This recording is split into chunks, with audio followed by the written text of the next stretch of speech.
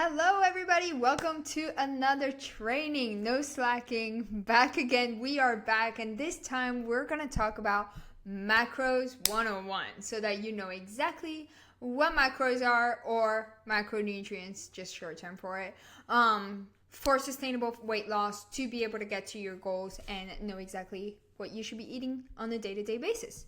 All right, so let's get started with the very basics. What are macronutrients?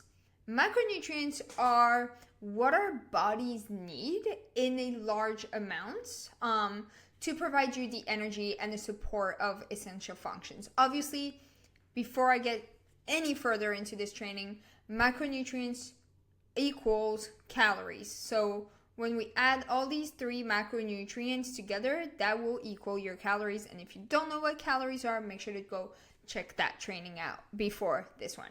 Okay, so what are the three main macronutrients? They're going to be your proteins, your fats, and your carbohydrates. Your protein are your building blocks. They are absolutely crucial for building and repairing your tissues, making your enzymes and your hormones super important. And all three of them are equally as important. Fat is going to be very important for energy storage, protecting your organs, your heart health, your brain health, and absorbing certain vitamins. And then carbohydrates are going to be your best friends because they are the number one source of energy that your body actually uses, especially your brain and your muscles during exercise. So all three of them, protein, carbs, and fats, are crucial for you to consume on a day-to-day basis, and all three of them again equals 2 calories. Now, why should we focus on macros? Why is it something that we should be focusing on to be able to get to our goals, especially in terms of weight loss? Well, in terms of that, is that you need to ensure that your body is getting the right balance for all the nutrients that it needs to survive, or to work out, or just to be able to function on itself. So your energy production is going to be huge because carbs provide that quick energy. Your fats are going to offer that longer term fuel, and then your protein is going to help you repair those muscles and grow them. In terms of your muscle growth and your repair, you want to have a good adequate amount of protein to maintain and to build those muscles, which is a healthy metabolism. And then as well as your hormone regulation and your overall health, fats are going to be essential for that, into producing your hormones and regulate your bodily functions. So again, it's not just about weight loss, it's about what your body needs to function and be healthy in general. Now, what are protein? Like, what are the roles of protein and how important it actually is? We've talked a little bit about this, but they are your building blocks, literally your building blocks of your body, and they play a very important role in your tissue repair and your growth. So very essential for your muscle repair, especially after exercising and lean muscle mass. They are huge with your enzyme and your hormone production. Just so important for your digestion and your hormones that regulate your metabolism. And then how are you going to get some protein?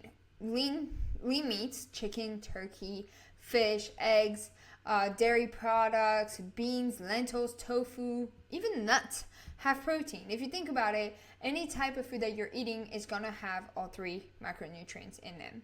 And then a general intake, a recommended intake in general, depending on what your calories are, of course, it would be a little bit different, but generally speaking, we want 10 to 35% of your daily calories to come from protein, depending on your activity level, depending on what your goals are, your lifestyle, so on and so forth, okay? Most of my weight loss clients are around 25 to 35% of their calorie intake being from just protein. Now, what are fats? And how important are those? They are concentrated energy source, and they are so vital for that long-term energy, right? Making it very important when carbohydrates are not available. They are huge for your self-growth and your protection. So from the cell membranes to protecting your organs and your brain. And they are so important to absorb your vitamins, like your vitamin A, D, E, K, and maybe your fat soluble that require fat to be absorbed by your body. Now, there's different types of fats. There is saturated fats, which is going to be found in animal products like butter and cheese. That should be somewhat limited. There's unsaturated fats, which is going to be your olive oil, your avocados, your nuts. Those are really great for your heart health. And then there's trans fats, which is your processed foods. That should be totally avoided if you can. So really, the healthy sources of fats are going to be your nuts, your avocados, your seeds, olive oil, fatty fish like salmon is going to be really, really great in terms of your fat. Again, everything in moderation. I would say 10% of your diet should be fat. Now, in terms of carbohydrates, they are the number one source of energy.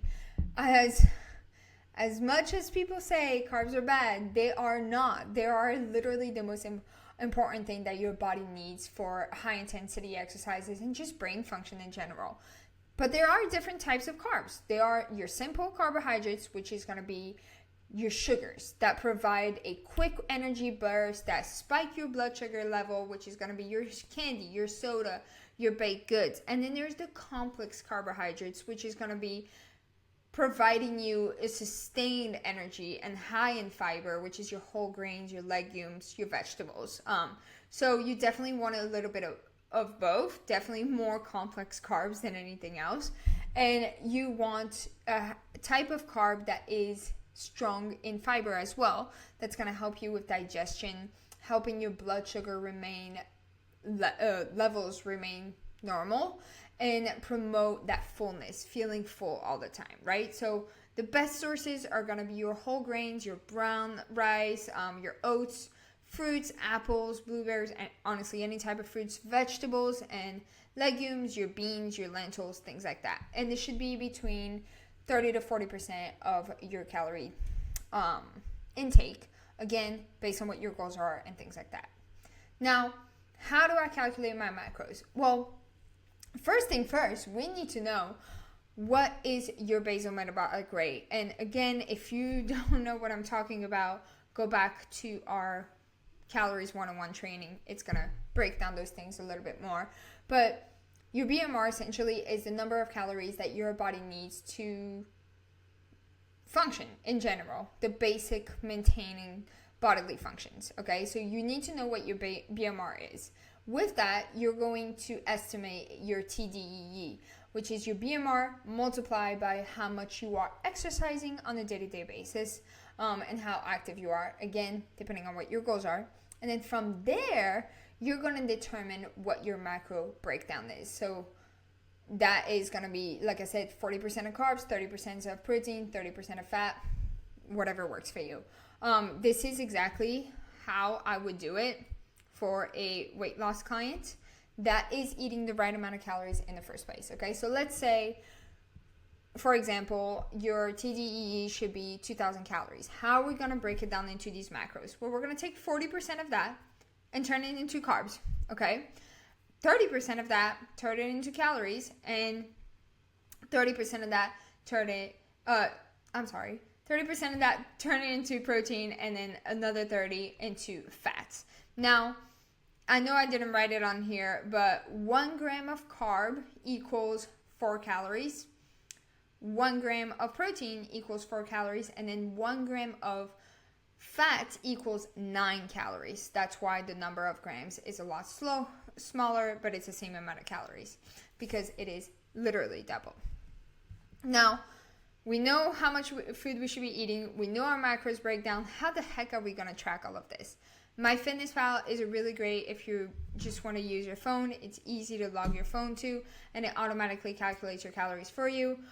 You could literally keep a food diary, whether it's physical or digital, and monitor your calorie intake with that, and then regularly check your process, but don't become obsessed with it. Okay, that's not the goal. We are trying to do a sustainable weight loss. So everything in moderation is fine, but we just want to adjust your calories as needed to meet your weight loss goals without you having to feel overwhelmed and track literally every single thing that you put into your mouth. All right? Now, How are we going to balance these things out that makes sense? I have a couple tips for you. It's going to be planning your meals, making sure that you know exactly what you're going to be eating and preparing your meals in advance to get the right intake of protein, carbs, and fat. Focusing on whole foods, which is going to be a balance of your macros that are rich in minerals and vitamins, and then adjusting it. If you're not seeing results, you might want to consider changing your macro ratios, your portion sizes, things like that. Obviously, it depends on what your goals are, how long you've been doing it. Don't switch it every day. You're not going to see results, but definitely switch it maybe once a month. Again, depending on how your goals are doing and things like that. Now, some common mistakes that come with it, and that I do not want you to do, that's why I'm mentioning them, is, like I said, overemphasizing on protein or fats or carbs to the expense of the others. So don't focus too much on one macro, focus on all of them together.